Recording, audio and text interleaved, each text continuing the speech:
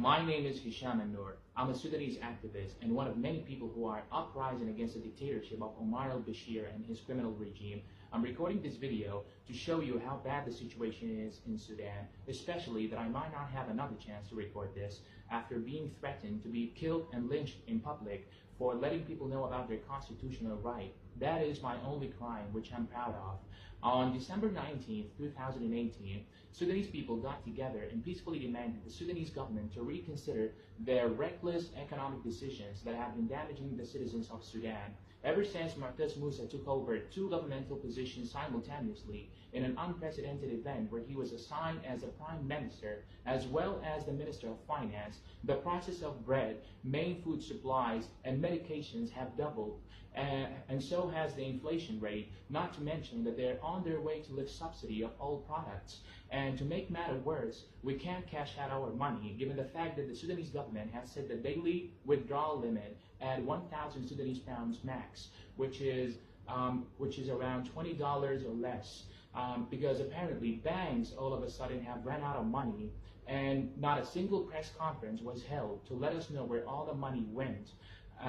So for the reasons mentioned, Sudanese people could no longer bear the excessive everyday life struggles, and economists anticipated imminent famine and a financial crisis, and so was the case indeed. I mean, the inflation rate has gone up so high that the Sudanese government has recently printed new banknotes of hundreds and 200s with no regards to the aftermath of going into such risky procedure.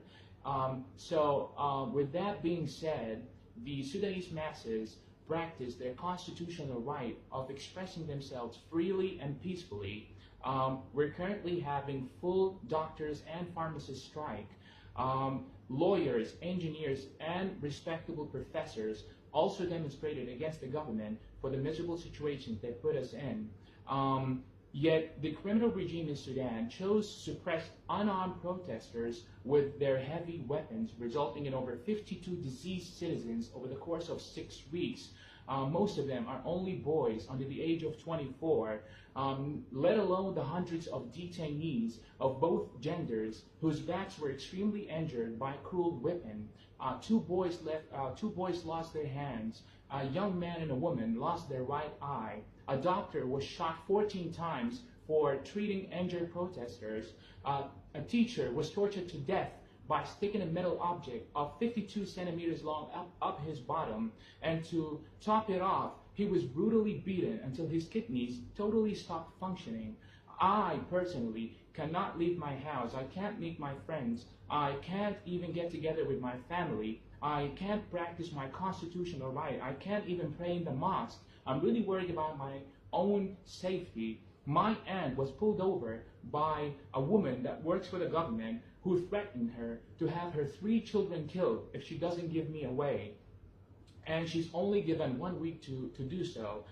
So that's why I'm desperately recording this video, begging the UN, the foreign embassies in Sudan, the human rights organizations, and every other organization that has devoted itself to protect the rights of human beings, and even active individuals like George and Amal Clooney, that I hereby kindly ask you to step in and spotlight our issue with no further delays to help us to put an end to this criminal, unlawful, and non-humanitarian regime.